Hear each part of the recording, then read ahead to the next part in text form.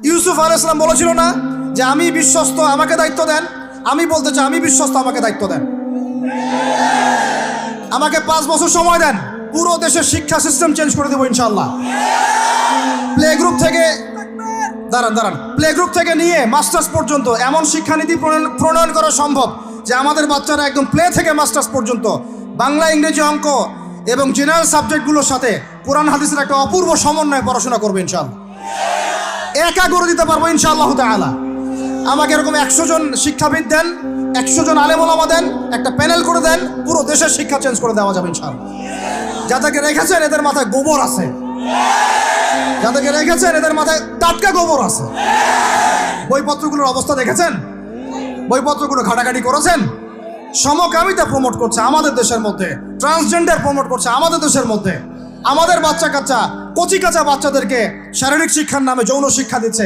এগুলো আমাদের মুসলমানদের শিক্ষা? এটা চলতে থাকলে দেখবেন অচিরেই কোনো মানুষ বাচ্চাদেরকে স্কুলে পাঠাবে না, এটা অরুচি ধরে যাবে। তখন কি হবে? কোটি কোটি স্কুল, কলেজ, বিশ্ববিদ্যালয়ে খা খা করে পড়ে থাকবে, কেউ পাঠাবে না ওখানে। তখন মাদ্রাসা থেকে মানুষ ঝুঁকবে আরো বেশি।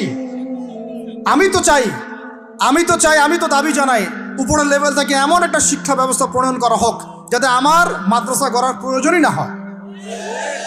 ওই সিস্টেম রাষ্ট্রীয়ভাবেই পড়ানো হবে ইনশাআল্লাহ।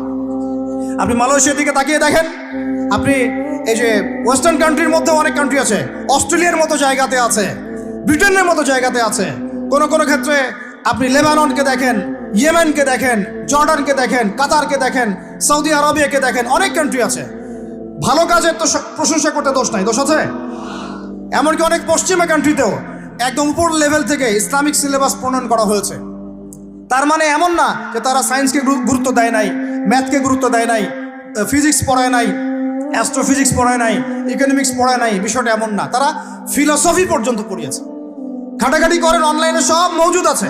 এমন শিক্ষানীতি প্রণয়ন করা সম্ভব একদম প্লে থেকে নিয়ে মাস্টার্স পর্যন্ত। আমার ছেলে ইমামতিও করবে, এদিকে বিমানও উড়াবে ইনশাআল্লাহ। আমার মেয়ে ডাক্তারও হবে, এদিকে দেখবেন হাফেজাও হবে ইনশাআল্লাহ।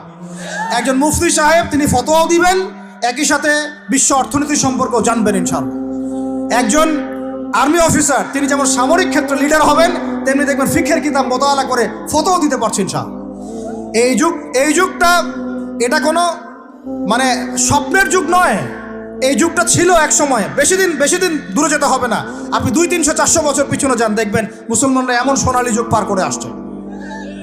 অতএব এগুলো কোনো গাল গল্প করছি না আমি, এগুলো বাস্তবে রূপান্তরিত করা অবশ্যই সম্ভব, আর হাক সম্ভব, যদি এরকম কিছু মানুষের মধ্যে উদ্দীপনা থাকে, একটা সৎ সাহস থাকে, আমাদের উপর থেকে যদি একটা সহযোগিতা আসে এবং আমাদের মতো যারা ইয়াং তাদেরকে যদি মূল্যায়ন করা হয়, ইনশাল্লাহ দেখবেন বাংলার জমিন পরিবর্তন হয়ে গেছে। এই পরিবর্তন হলে দেশের জন্য কোনো খারাপের কিছু নাই, রাষ্ট্র পিছিয়ে যাবে না, রাষ্ট্র আরো এগিয়ে যাবে ইনশাআল্লাহ তাআলা। আরো ব্যাপার আছে, আপনি মালয়েশিয়ার একটা ক্লাস 10-এর বাচ্চার দিকে তাকান। ক্লাস 10-এর একটা বাচ্চা কোনোদিন মাদ্রাসায় যায়ই নাই, স্কুলে পড়েছে, কিন্ডারগার্টেনে পড়েছে, রাষ্ট্রীয় সিলেবাসে পড়েছে, মাত্র 10 থেকে 12 বছর পড়াশোনা করে ও এখন এদিকে এসএসসি এইচএসসি লেভেলেও চলে গেছে, ও লেভেল এ লেভেল পরীক্ষা দিয়েছে, এদিকে সে ইমামতি করার যোগ্যতা অর্জন করেছে। এখন আমাকে বলেন ওই রাষ্ট্রটা কি পিছিয়ে গেছে? অতএব এই শিক্ষার দিকে অনেক মনোযোগী হতে হবে আমাদের সবাইকে, আল্লাহ পাক তৌফিক দান করেন। আমরা যদি এখন এগুলোর বিরুদ্ধে গঠনমূলক কথা না বলি, গঠনমূলক প্রতিবাদ না করি এবং আমাদের রাষ্ট্রপ্রধানদেরকে না বোঝাই, তাহলে অনেক দেরি হয়ে যাবে।